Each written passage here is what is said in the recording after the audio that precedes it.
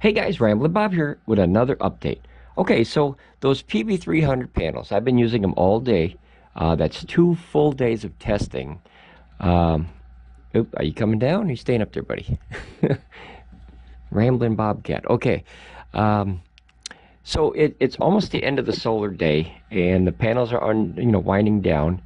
I have zero problems when I hook them in either parallel or individually to the ports. So if I hook them in parallel and go into one port, I get all the way up to 600. I max out the port. I can easily max out an EB3000 port at 400 watts. Only when I series them and put them to one port does, now we don't know if it's a voltage spike. We were talking about that. I believe zigzag.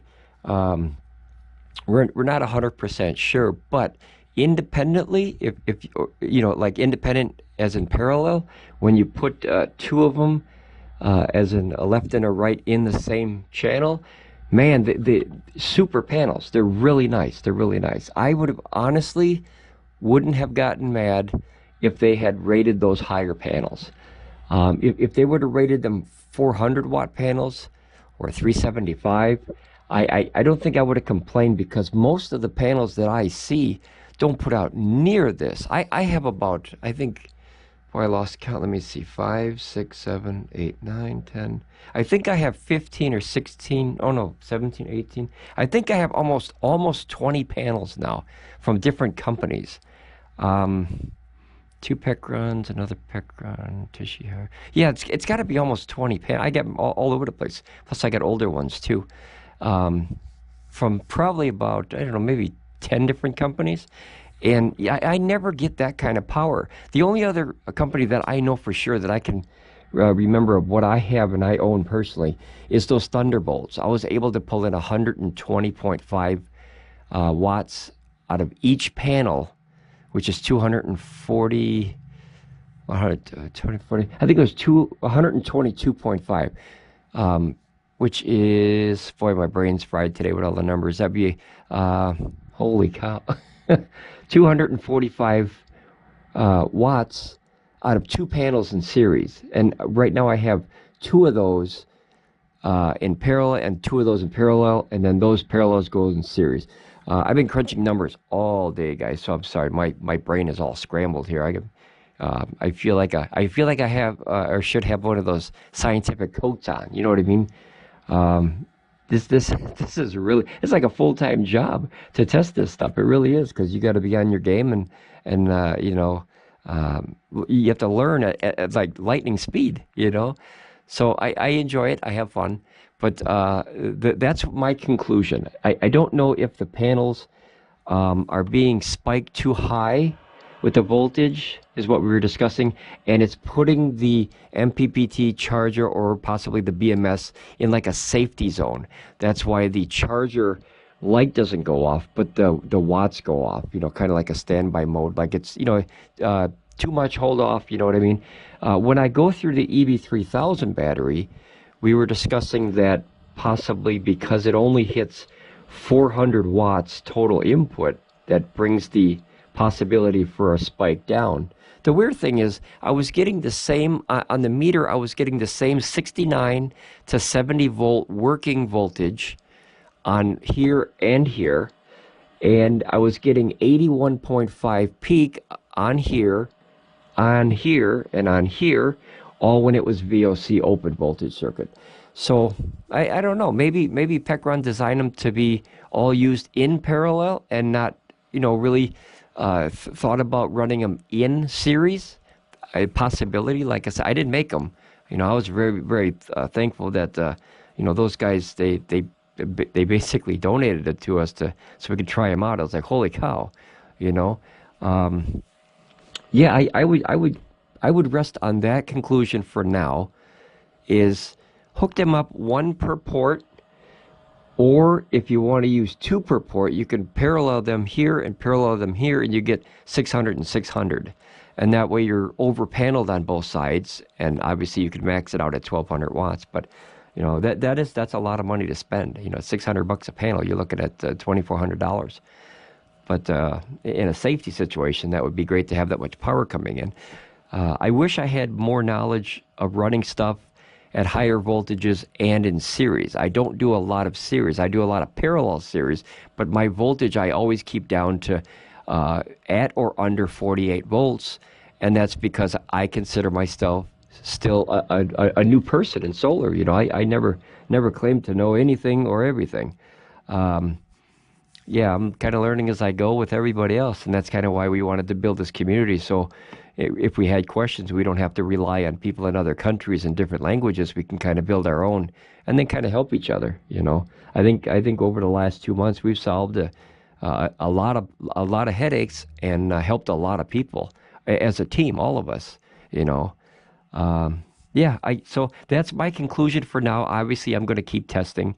You know, I'm not going to give up. I'm going to keep testing and see if, you know, what I can do. It's just a strange thing that I can bring in that kind of voltage on the batteries, and they keep charging. You know, I've had independent, like on this one here, I'll put to this EB3000, and I'll put a voltmeter in this extra port so I can watch the actual voltage in real time with a second meter, which is an old school voltmeter. I mean, you can grab one at like Harbor Freight, and that goes all the way up to, you know, a lot of volts.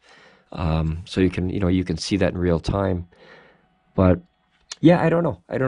Great panels when they're in parallel. I can't speak on them being in series.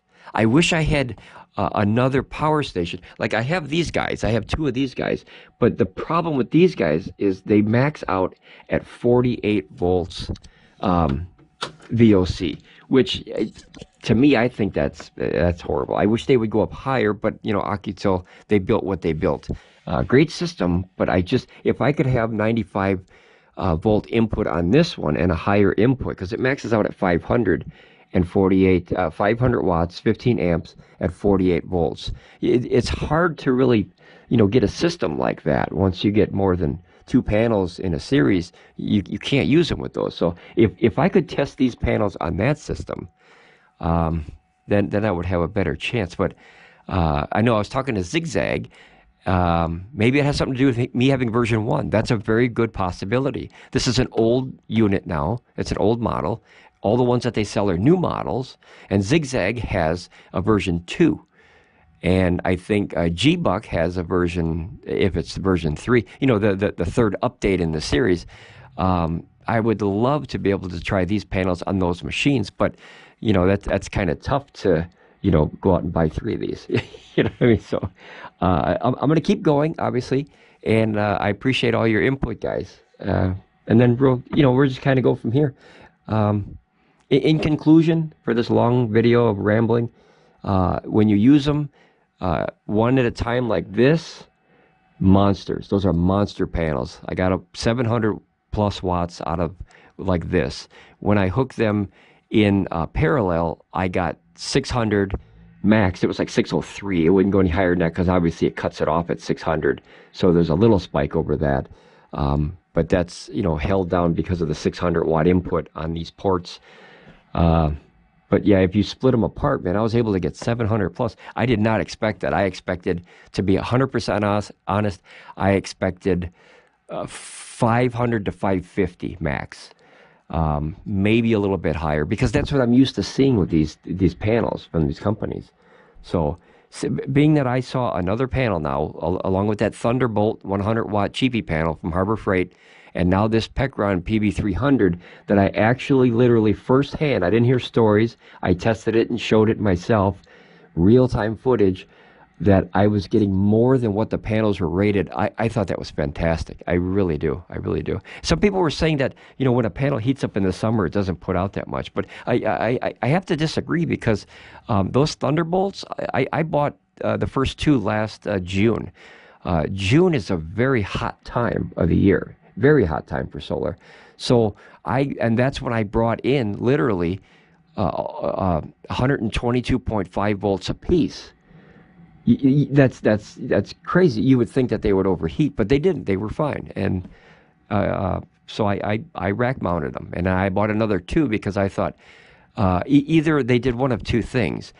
They undersized spec the panel, which that's what I think. I think you're really 150 or 125 watt panels, and they spec'd it down like very few companies do, because then you can get a following, because you know they don't make many panels. They don't have many products for solar. This Thunderbolt, it's all this kind of like, you know, car tenders and battery tenders, you know, smaller stuff. They only have 2 panels that are big, and one is 425s in parallel. I believe they're parallel. I don't own it. I saw them at Harbor Freight. And then they have the other one, which is the one I have, which is the 100 watt monocrystalline single panel. So they don't have many products. So I don't know, maybe they're just under-speccing their panels so they could, you know, get their name out there and get some sales or something. I love the panels though. I love, if they would have marked those 150 watt panels, I wouldn't have complained. I wouldn't have, after what I've seen in the solar business. And, you know, it's the same as the computer business, you know, with the AMD story. You know, the 4800 AMD, and it's only like 2.2 or 2.4 gigahertz. So, you know, marketing is, I'm not a fan of marketing at all. I don't like it. All right, I'll leave it here, guys. I really like the panels. Thank you, Pecron, for sending them to me. I will keep them as backup for my system. I would love to test everything that Pecron like sells. That would be fantastic. But that blew me out of the water when they just showed up on the porch. You know, I didn't ask for them, and they just sent them. So this is, you know, definitely a sponsor review continuation. But as proof is in the pudding, I was able to bring out 700 watts only when they were separated. When they're together, it seems to spike something and stop the charging. So I don't know. We'd have to wait for Pecron's response to see. Maybe they intended for everyone to use them in parallel, and they didn't think about the series thing. I don't know. I won't know until I hear back from them. All right, guys. Ramblin Bob, I'm out. Be safe, travel safe, and I'll see you again. Bye.